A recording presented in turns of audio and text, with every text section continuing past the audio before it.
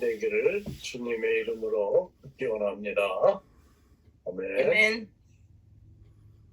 이 성경은 유대인의 관념상 모든 피조물의 으뜸인 천사에 대하여서 언급할 때 이 창조된 피조물의 종류에 따라서 크게 두 가지로 나누는데 영적 세계의 창조와 물질적 세계의 창조로 나누어집니다. 근데 이 영적 세계의 창조는 그 대상이 바로 천사라는 것이라고 제가 지난주에 말씀드렸습니다. 그래서 영적 세계를 우리가 좀 더 이해하기 위해서 이 천사의 존재, 속성, 조직, 그리고 사역 등에 관해서 지난주에 함께 살펴보았습니다. 이를 다시 제가 정리를 하면 천사는 우리 인간과는 다른 영적인 존재입니다. 인간은 죽은 뒤에 결코 천사가 될 수 없습니다. 또한 천사 또한 절대로 인간이 될 수 없고 인간이었을 적도 없습니다. 만물의 창조되신 하나님께서 인류를 창조하신 것처럼 천사도 또한 창조하셨습니다. 유대인들은 천사를 영적 존재 중 하나님 다음에 그 경외의 대상으로 그들은 믿고 또한 인식하고 있었습니다. 이러한 믿음은 구약시대 하나님께서 이스라엘 백성들에게 하나님의 뜻을 전달하는 그 천사를 중요한 때마다 보내셨던 사실에서 이것이 비롯되었습니다. 그래서 유대인들의 그 사고방식 관념으로는 천사는 늘 그들을 하나님과 연결시켜주는 계시에 하나님의 계시를 전달해주는 그러한 자로 생각을 하였습니다. 그리고 모든 천사들은 섬기는 영으로 구원받을 상속자. 구원받을 상속자가 누구죠? 우리. 그렇죠. 곧 우리 성도 크리스찬들을 말합니다. 구원받은 그러한 상속자들을 위하여 섬기라고 보내심을 받았다고 성경은 말합니다. 칼빈은 그 천사론을 얘기하면서 사탄론에서 사탄은 타락한 천사로서 사탄 마귀가 단순한 어떤 사상이나 관념이 아니라 실제로 존재하는 실존적인 것이라고 말하였습니다.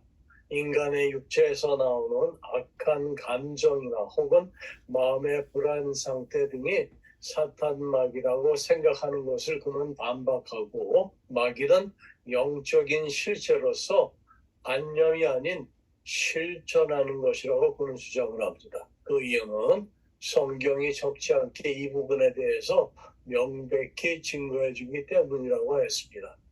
이러한 사탄이 이 세상의 신으로 세상 임금으로 불리고 혹은 강한 자, 공중 권세 잡은 자 또는 우는 사자 등으로 언급되는 것은 오직 우리 성도들로 하여금 주의하고 경계하며 사탄과 싸움을 위해 준비할 수 있게 우리를 준비시키는데 이를 위해서 하나님의 전신갑주를 취하라고 말합니다. 이는 하나님은 마귀로 하여금 때로는 성도들과 싸우게 허락하심으로써 성도들을 연단하고 훈련시킨다고 그는 말합니다.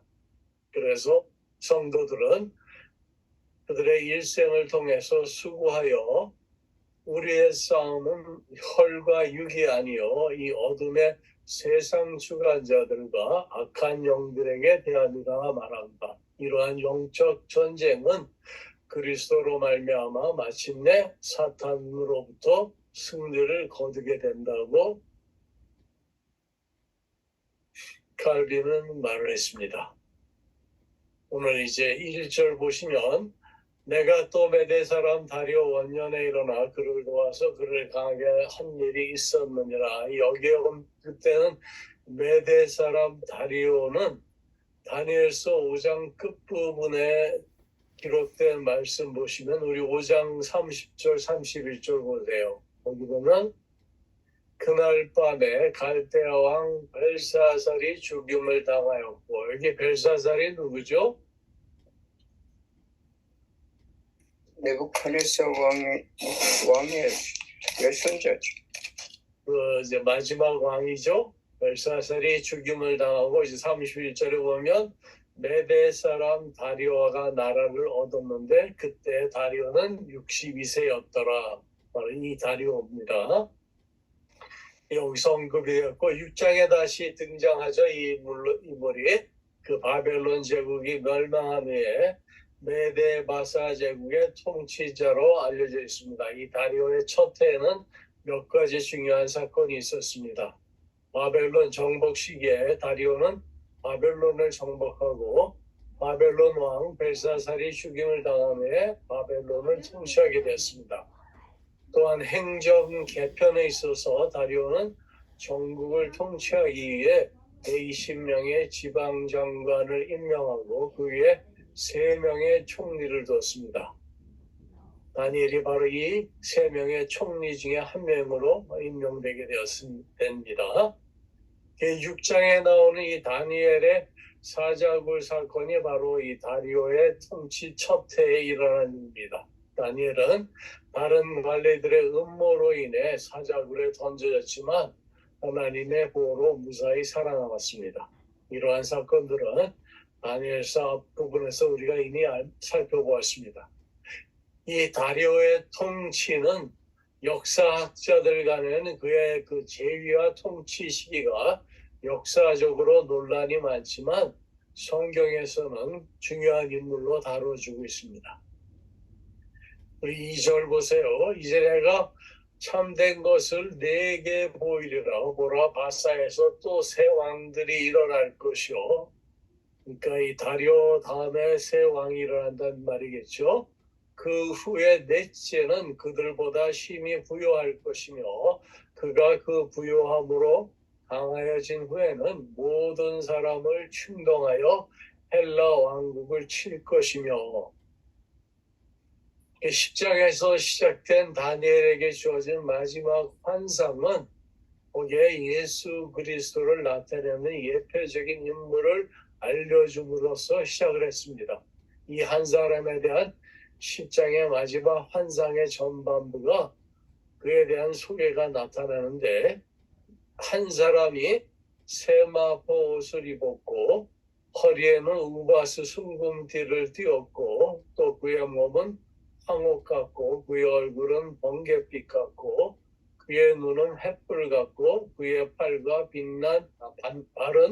빛난 녹과 같고 그의 말소리는 물 위의 소리와 같더라. 이러한 소개가 있은 후에 기름 부은 거룩한 자에 의한 차후에 있을 심판을 12장에서 묘사하고 있습니다. 이렇게 이 한 사람에 대한 환상에 관심을 갖게 하는 이유는 장차 이 세상 나라에 대한 심판의 주체를 부각시키기 위한 의도가 여기에 담겨져 있습니다. 뿐만 아니라 심판의 기준이 누구로부터 시작하여 비롯되는 것인가를 우리에게 밝히는 것입니다.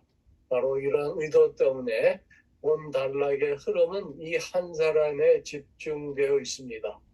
그리고 11장과 12장 사이에 이스라엘과 관련된 역사적 사실이 기술되고 마지막 12장까지 그 환상의 전개 상황과 의미가 계속해서 연결되어 이어집니다. 그러면 11장과 12장 내용을 잠깐 제가 요약하면은 11장에 나타날 환상의 내용은 당시 근동의 패권 다툼을 비교적 상세하게 다루고 있습니다. 바사 제국의 멸망과 헬라의 등장과 함께 알렉산더 대왕의 사후에 벌어지는 헬라 제국의 사왕국으로의 분열과 그 와중에 일어난 프톨레미 왕조와 셀루크스 왕조 간의 쟁투로 인하여 그 중에 셀루크스 왕조에서 일어난 안티오쿠스 에피파네스가 자행한 유대교 박해 및 그의 최후가 자세하게 기록되어 있습니다. 이것은 세속 정권조차도 하나님의 섭리를 벗어날 수 없음을 우리에게 인식시켜 줍니다. 성경에는 프톨레미 왕조를 남왕국의 왕들로 셀루쿠스 왕조를 북왕국의 왕들로 묘사하고 있습니다. 그리고 12장에는 종말에 임할 환난과 그것을 통과한 자에게 주실 그들에게 주어질 상급과 적그리스도의 최후 심판을 언급함으로써 하나님의 택하신 성도에게 소망을 주고 있습니다. 그럼 본장 11장에는 이스라엘 주변에 있는 페르시아와 헬라 제국의 여러 왕조들 그리고 여타 국가들의 흥망성쇠 및 투쟁사, 특히 안티오쿠스 에피파네스의 유대 민족 핍박과 그의 비참한 최후가 연대적으로 간략하게 예언되어 있습니다. 특히 안티오쿠스 에피파네스에 의한 유대 민족 핍박은 상징적으로 종말에 있을 영적 이스라엘이 된 곧 믿는 성도들에게 일어날 일에 관한 미래의 예언이 여기에 담겨져 있습니다. 오늘 말씀 11장의 4절까지는 페르시아 제국의 멸망과 헬라 제국의 분열에 대한 예언이 간략하게 기록되어 있습니다. 2절에 이 다니엘에게 이 환상을 전하는 천사는 바사 곧 페르시아의 3명의 왕이 더 이어질 것이라고 말해줬습니다. 그 후에 4번째 등장하는 페르시아 왕은 앞선 왕들보다 더 큰 부자가 되고 강력한 왕이 될 것입니다. 그가 자신이 모은 재산과 힘으로 많은 사람들을 동원하여 헬라 왕국 그리스 제국을 칠 것입니다. 이 왕이 누구인가 하면 여러분들 혹시 영화 300라고 그 영화 보신 적 있으세요? 영화 타이틀이 300이라고 2006년도에 워너 브라더스 필름인데요. 그 여기에 나오는 페르시아의 왕이 크세르크세스 바로 이 사람이 거기에 나옵니다. 이 영화의 내용은 기원전 480년경에 페르시아 제국의 왕 크세르크세스가 이끄는 100만 대군이 그리스를 침공을 합니다. 스파르타의 왕 그때 레오니다스는 300명의 스파르타 용사들을 이끌고 테르모필레라는 협곡에서 페르시아 군대에 맞서 싸우기로 결심합니다. 이 전투는 수적으로 열세인 스파르타 군대가 페르시아의 대군에 맞서 싸우는 용맹함과 희생을 그린 그러한 영화입니다.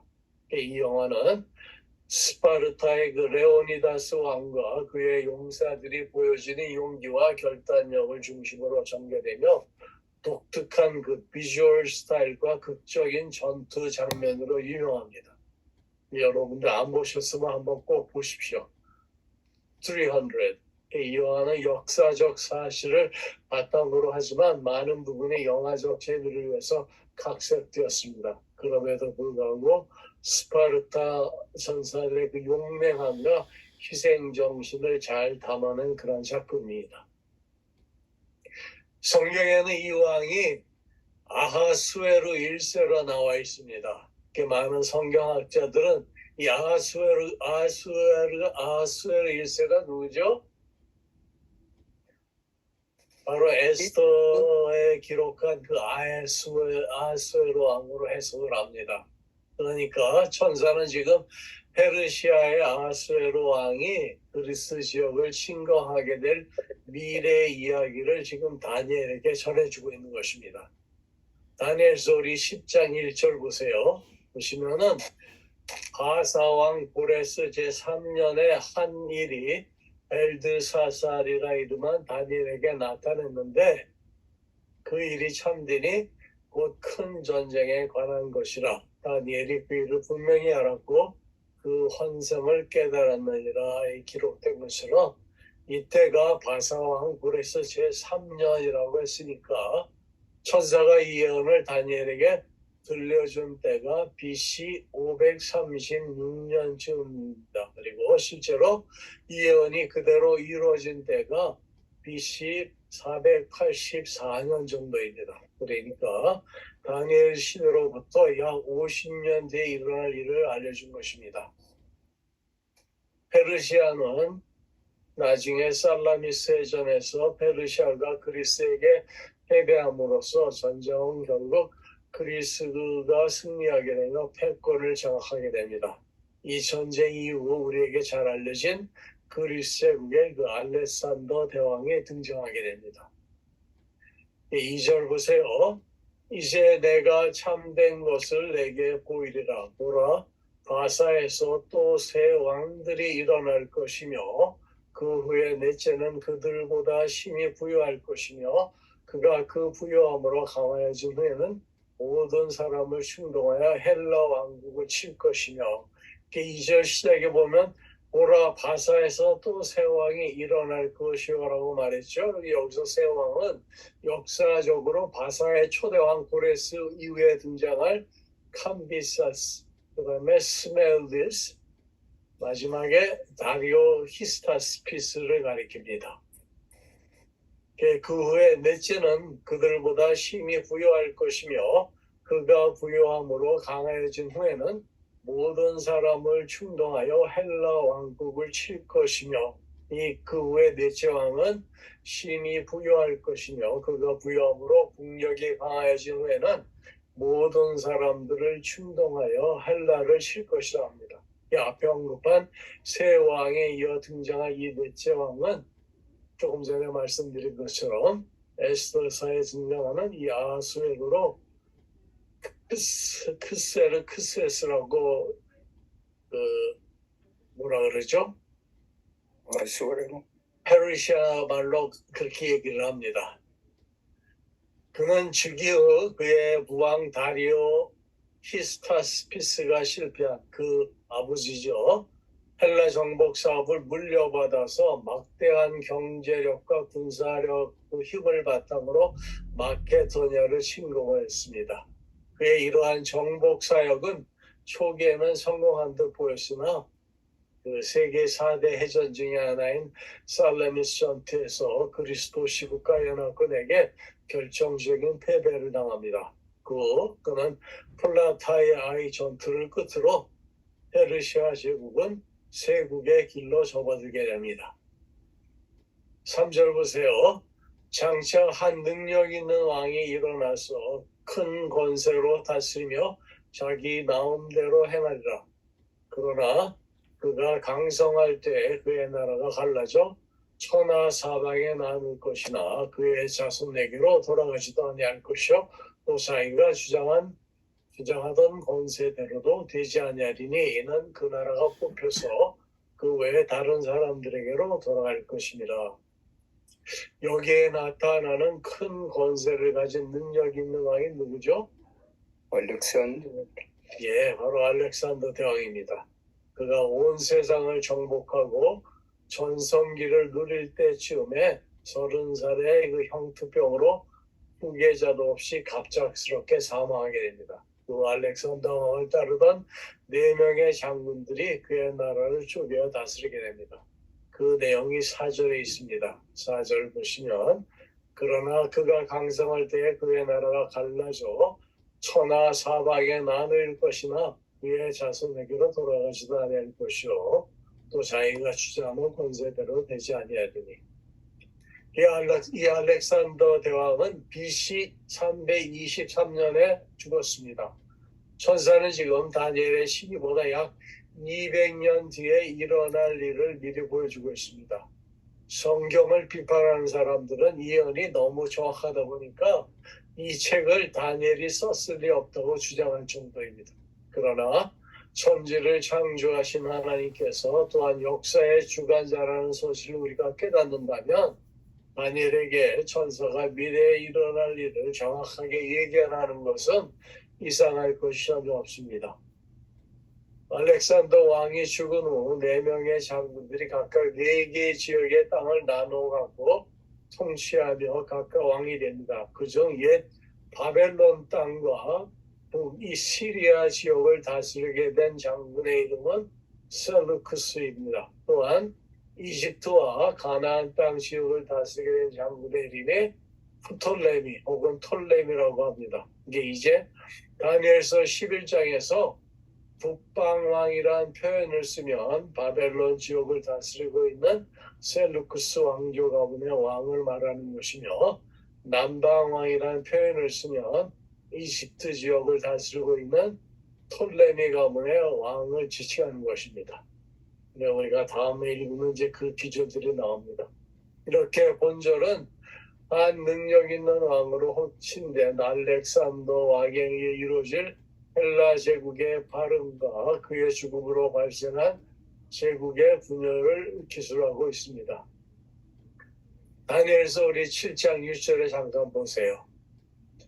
다니엘서 7장 6절을 우리 박 권사님이 읽어주실래요? 그 후에 내가 또 본즉 다른 짐승 곧 표범과 같은 것이 있는데 그 등에는 새의 날개 넷이 있고 그 짐승에게 또 머리 넷이 있으며 권세를 받았더라. 네, 여기서 표범과 같은 그리고 새의 날개 넷이 있고라고 한 거죠. 이게 뭘 말합니까? 이 표범이 알렉산더 왕에게 헬라 제국을 의미합니다. 그리고 특별히 표범으로 비유한 이유는 비록 사자 같은 위엄이나 곰과 같은 힘은 가지지 않았으나 그 약탈성과 신속성은 위의 두 짐승을 능가한다는 점에서 헬라가 특유의 기동력으로 신속하게 정복 사역을 수행한 사실에서 유추된 비유인 듯합니다. 그러면 그 사자가 어느 나라에 있었죠?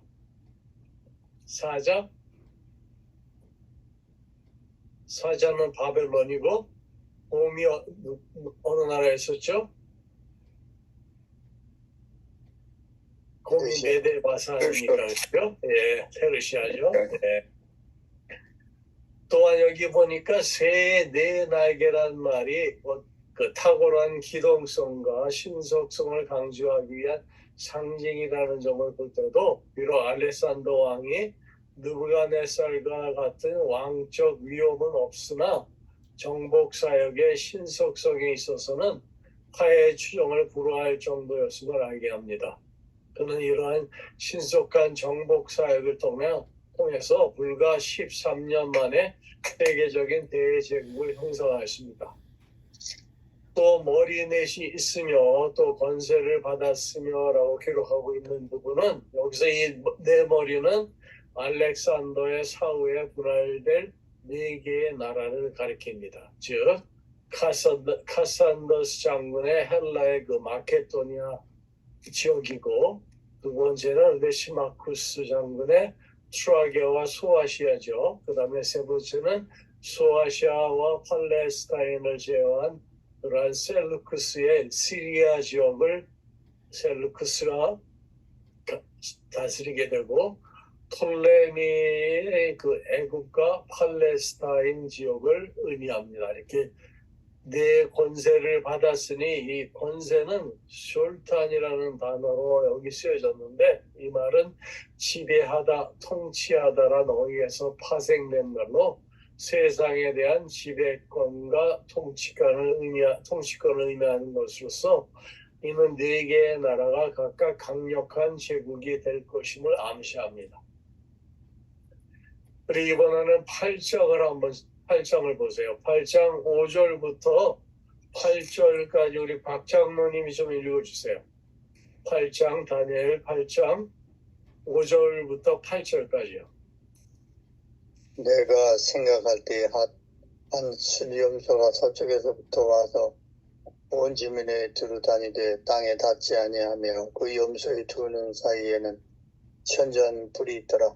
그것이 두 불 가진 수장 곧 내가 본 바 강가에 섰던 양에게로 나아가되 분노한 힘으로 그것에게로 달려가더니 내가 본즉 그것이 수장에게로 가까이 나아가서는 더욱 성내어 그 수장을 쳐서 그 두 불을 꺾으나 수장에게는 그것을 대적할 힘이 없으므로 그것이 수장을 땅에 엎드러뜨리고 짓밟으나 수장을 그 손에서 벗어나게 할 자가 없었더라. 수염소가 스스로 심히 강대하여 가더니 강성할 때 그 큰 불이 꺾이고 그 대신에 현저한 뿔렛이 하늘 사방을 향하여 났더라. 네. 여기서 이 한 순년사가 서편에서부터 온다고 했죠. 이게 수렴서가 뭘 말합니까? 여기 서편은 바사 제국의 서쪽, 곧 마케도니아와 헬라 지역을 의미하는 것으로 여기서 한순연서는 바사 제국을 숫양으로 여기서 표현했죠. 숫양을 몰아내고 새로운 금동의 패자로 등장한 헬라 그리스 제국을 상징합니다. 한편 하반절에 염소 두 눈 사이에는 현저한 뿔이 나오죠. 이 현저한은 원어상 두드러진 모습, 두드러진 사람을 의미한다는 점에서 이는 마케도니아의 왕으로 급격한 세력의 확장을 통해 광대한 헬라 제국을 건설한 알렉산더 대왕을 가리킵니다. 그가 온 지면에 닿지 아니하며, 여기 온 지면에 두루 다닌다라는 그러한 사실은 곧 광대한 영토의 정복을 땅에 닿지 않는다는 표현으로 정복 사역의 신속성을 가리키는 말로서 이는 곧 7장에 우리가 언급된 표범의 상태와도 그러한 표범의 그 생태와도 잘 부합이 됩니다. 이러한 사실은 알렉산더가 정복 사역을 시작한 지 불과 10년 조금 넘은 그 시간 만에 금동의 광대한 지역을 복속시켰다는 역사적 사실을 통해 입증되었습니다. 그는 페르시아 바사의 마지막 왕인 다리오 3세를 이수스 전투와 아르벨라 전투에서 잇따라 격파함으로써 메대 바사 제국을 정복하게 됩니다. 8절에 보시면 강성할 때 그 큰 뿔이 꺾이고라고 나오죠. 여기서 큰 뿔은 5절의 현저한 뿔을 가리키는 것으로서 곧 알렉산더를 지칭하기에 그 뿔이 꺾인다는 것은 정복 사역 중에 열봉으로 인한 그의 죽음을 의미합니다. 특히 강성할 때 그 히그들이란 말이 거기에 그 단어가 쓰여졌는데 이 말은 심히 커졌을 때라는 뜻을 가진다는 점에서 1차적으로는 그의 죽음이 제국의 절정기에 발생한다는 의미이며 2차적으로는 제국의 그 강대함에 의해 그의 교만이 극에 달한 시점에서 죽었다고 우리가 유추할 수 있습니다. 그리고 끝에 부분 보면 현저한 뿔렛이 하늘 사방을 향하여 났다라고 나오죠. 이 현저한 뿔은 이 8장 22절에 보면 이 뿔이 꺾이고 그 대신에 네 뿔이 났은즉 그 나라가 가운데에서 네 나라가 일어나되 그의 권세만 못하리라와 상통하는 말입니다.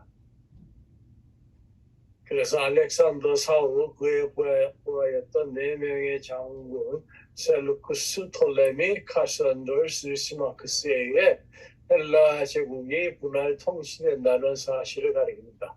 실제 역사적으로 헬라 제국은 알렉산더가 죽은 지 22년 후에 4개의 제국으로 분할이 되었습니다. 한편 8장 8절에 보면 하늘 사방을 향하여라는 말이 암시하듯이 이들 4나라들은 분할된 뒤에도 지속적으로 그들의 영토를 사방으로 넓혀갔습니다. 오늘 본문으로 다시 넘어갑니다. 4절을 보세요. 그러나 그가 강성할 때 알렉산더 사후의 나라가 갈라지게 되죠. 알렉산더 강성 그 나라 갈라져서 천하 사방에 나누일 것이나 그것이 그나 자손에게로 돌아가지도 아니할 것이요 또 자기가 주장하던 본세로도 되지 아니하리니 이는 이 나라가 뽑혀서 이외의 사람들에게로 돌아갈 것이니라. 이 말씀을 좀 풀어보겠습니다. 이 알렉산더 사후의 헬라 제국에 대한 예언이 본절에서 3가지 측면에서 나누어서 언급되고 있습니다. 이는 우리에게 그 예언의 역사적 성취를 통한 하나님의 그 계시의 진실성과 확고한 성취적 면모를 우리에게 주지시켜 줍니다. 그 알렉산더는 동서 융합 정책을 그는 꾀했습니다. 우선 그가 점령한 다수의 그 지역에 다수의 그리스 사람을 소아시아, 지금의 그 튀르키예 지역이죠. 그 지역으로 이주를 시켰습니다. 그리고 그리스 사람과 피정복 지역의 주민들을 결혼시켰고 페르시아인 관리들을 그는 등용했습니다. 그 자신도 페르시아의 군주이자 적이었던 다리우스 3세의 딸과 결혼했으며 페르시아 여성과 자신의 그리스 군인들 간의 사실혼을 정식 결혼으로 그는 인정했습니다.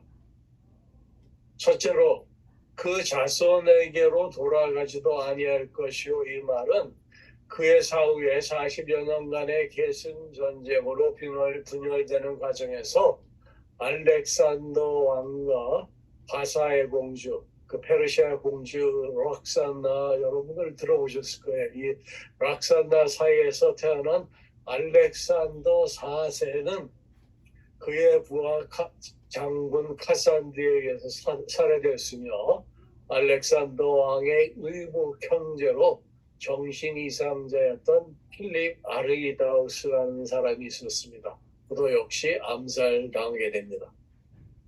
이로써 알렉산더의 혈통은 전혀 남아있지 않게 되었습니다. 바로 이 기절이 그 역사적인 사실을 말하고 있습니다. 두 번째, 자기가 주장하던 권세대로도 되지 아니하리니, 이 마케도니아 왕국의 필립 2세의 네 번째 아내이자 알렉산더 그 3세, 알렉산더 대왕의 어머니인 올림피아스라는 그 여인이 있었는데, 이 여인은 광란적인 뱀 숭배를 하는 디오니소스 신앙의 열렬한 신자였습니다.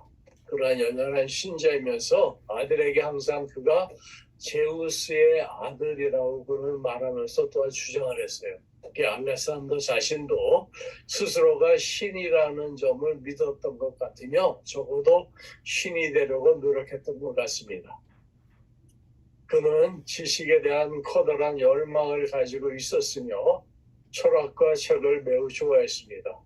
그는 페르시아 원정 초기 소아시아로 건너갔을 때 그의 스승 아리스토텔레스가 당시 철학자들 사이에서 불분율로 여겨지던 가장 핵심적이고 은밀한 내용들은 일반인들에게 공개하지 않는다는 원칙을 깨고 가장 핵심적이고 은밀한 내용들을 그가 책으로 출版하자 이를 나무라는 편지에서 자신은 남을 힘으로 누리기보다 최고의 지식을 가짐으로써 누르고 싶다고 말했다고 전해집니다. 또한 전쟁터에서도 늘 철학자들과 학자들과 예술가들을 데리고 다녔으며 심지어 인도 원정에서는 자신에 대한 저상을 부추겼던 그 킴노스 피스타이 학파라고 그 인도의 그 나체주의 철학학파가 있습니다. 이 철학자 10명을 사로잡은 후에 그들에게 철학에 대한 질문들을 해서 어느 정도 그들에게서 만족한 답변을 듣게 되자 애초에 주기로 했던 생각을 바꿔서 그들에게 모두 선물을 주어서 살려서 돌려보낼 정도였다고 합니다. 이처럼 이런 모습들은 분명히 아리스토텔레스의 교육 덕분이었을 것은 분명하고 알렉산더는 지적이고 빨리 모든 지식을 흡수했으며 그의 지적이고 이성적인 면은 장군과 정치가로서의 성공과 그의 능력이 충분히 증명되었다고 할 수 있겠습니다. 그러나 전 세계를 자신의 수하에 두겠다는 알렉산더의 교만과 정복 야욕이 그의 갑작스러운 죽음 앞에서 허망하게 사라져버린 사실을 우리에게 상기시켜 줍니다. 세 번째로 이외의 사람들에게로 돌아갈 것입니다. 이 기절은 헬라 제국이 알렉산더의 망녀였던 4명의 장군에 의해 분할된 사실로 이 말씀이 성취되었습니다. 다니엘서는 여러분들 다시 한번 제가 다니엘서에 대해서 말씀을 드리겠습니다. 비록 이스라엘의 불순종과 제약으로 유다 백성이 바벨론 포로 생활을 하는 동안에도 다니엘과 그의 친구들이 겪는 그러한 시련과 승리를 통해서 이스라엘을 향하신 하나님의 주권과 신실하심이 변함이 없으신 것을 강조합니다. 이 책은 다니엘의 환상과 꿈 해석을 통해 미래의 사건들과 하나님의 왕국이 이 땅에 어떻게 확립될 것인가를 예언하여 보여줍니다. 다니엘과 그 친구들은 신앙을 지키기 위해서 사자굴과 불타는 풀무불 속에서도 하나님께 충성을 보이며 하나님은 그들과 함께 하시며 또한 그들을 구원하십니다. 이러한 예로 다니엘서는 하나님의 계획이 인간의 역사 속에서 펼쳐지고 있음을 보여주며 어떠한 상황에서도 변함없는 신앙을 유지할 것을 우리에게 촉구하고 있습니다. 그 중에 오늘 말씀 다니엘서 11장은 다니엘에게 하나님의 예언을 통해 전해진 역사적인 사건들에 대한 이야기입니다. 이 장에서는 다니엘이 페르시아와 그리스의 왕들의 충돌 그리고 나중에 나오는 안티오쿠스 에피파네스의 악행과 유대인들에 대한 박해 등을 예언하고 있습니다. 이 장은 우리에게 하나님의 통치하심과 예언의 신뢰성을 강조하면서 그러한 역사적인 사건들이 하나님의 계획과 섭리에 따라 전개된다는 것을 알려주고 있습니다. 이를 통해 우리는 하나님의 통치하심을 신뢰하고 예언을 통해 우리의 삶을 인도받을 수 있음을 배울 수 있습니다. 우리의 삶 속에도 때로는 질서와 혼란이 교차합니다. 세계 역사를 돌이켜보면 국가의 왕국의 흥망성쇠가 반복됨을 확인할 수 있습니다. 다니엘서 11장 2절에서 4절까지의 말씀은 고대 왕국들이 어떻게 성장하고 분열하는지를 예언합니다. 이 구절들을 통해 역사의 큰 줄기 속에서도 다니엘에게 주신 계시의 말씀으로 하나님의 주권적인 역사를 볼 수 있습니다. 예를 들어 오늘 말씀에 따르면 바사에서 또 새 왕이 일어날 것이고 그중 넷째 왕은 특히 강성하여 부유할 것이라고 기록하고 있습니다. 이는 고대 역사가인 헤로도투스가 기록한 바와 일치하기도 합니다. 그는 페르시아 제국의 크세르크세스 왕이 발란스 전투에서 그리스를 치료했고 또한 풍부한 자원을 갖고 있었다고 언급했습니다. 이 왕이 바로 다니엘서가 예언한 부요한 넷째 왕입니다. 다니엘은 또한 정복자 알렉산더 왕의 등장을 예언합니다. 이 알렉산더 대왕은 우리 세상적으로는 널리 알려진 왕이지만 또한 세계 역사상 가장 위대한 정복자 중 하나로 평가받으면서 당시 알려진 세계의 거의 전부를 정복했습니다. 하지만 주신 말씀대로 그의 제국은 그가 사망한 후에 급격히 분열되어 천하사방으로 나뉘었고 그의 자손들은 왕위를 계승하지도 못했습니다. 알렉산더 왕의 제국은 그의 사망 후 4명의 후계자들에게 분할되었고 이는 다니엘의 예언이 실현되는 과정을 보여주고 있습니다.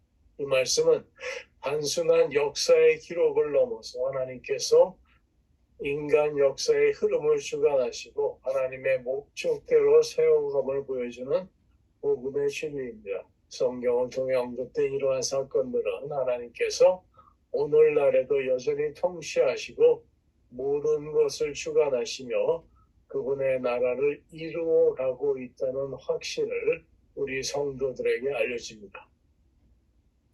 현대 사회에서도 우리는 정치적, 사회적 변화와 여러 나라의 분쟁과 대립을 지금도 목도하고 있습니다. 지금 우크라이나하고 소련이 전쟁하고 있고 팔레스타인하고 이스라엘 지금 계속 전쟁 중이죠. 현 상황이 지금 그렇습니다. 그 지역이 아직도 그 옛날에 2600년 전에 그 사건이 다시 재현되는 것처럼 곳곳에 전쟁이 있습니다. 이런 것들이 때로는 우리를 두렵게 하고 불안하게 만들기도 합니다. 하지만 다니엘서의 예언은 하나님의 계획과 주관에 있는 모든 국가와 사건을 바라보며 신뢰와 평안을 갖도록 우리에게 도와줍니다. 역사 속에서 왕국들이 부상하고 무너진 것처럼 우리 삶 속의 문제와 어려움도 변화무쌍하지만 우리는 하나님의 주권 아래서 그분의 선하신 뜻에 따라 모든 것이 진행됨을 믿어 의심치 않습니다. 세상의 모든 권세와 왕국들이 고립되거나 무너지거나 파괴될 수 있지만 하나님의 나라는 영원히 흔들리지 않을 것입니다. 오늘 결론적으로 말씀을 정리합니다. 다니엘서의 예언은 하나님께서 역사와 세계의 모든 사건들을 주관하시며 그분의 계획과 섭리대로 이끄심을 우리에게 보여줍니다. 우리의 삶도 또 우리의 삶 가운데 우리가 몸담고 있는 은혜교회가 하나님의 선하신 뜻 안에서 담대하게 이 세상의 사탄의 세력을 이기고 나아갈 수 있으면 우리가 감사를 드립니다. 또한 우리가 신뢰와 순종의 자세로 하루하루 살아갈 수 있기를 이 시간 다시 한번 마음에 다짐을 합니다. 이 땅의 모든 왕국이 결국에는 하나님의 나라 아래 굴복하게 될 것이며 우리 주님은 영원한 왕이심을 기억하며 영원한 하나님 나라의 그 소망을 마음에 간직하시고 장래 하나님께서 이 땅에 그의 아들 예수 그리스도로 진정한 왕이 되셔서 우리를 다스릴 것을 소망하시기를 굳게 믿으시고 이 밤에도 하나님의 안위 가운데 평강을 누리시길 주님의 이름으로 축원합니다. 아멘. 네. 우리 잠시 기도하겠습니다.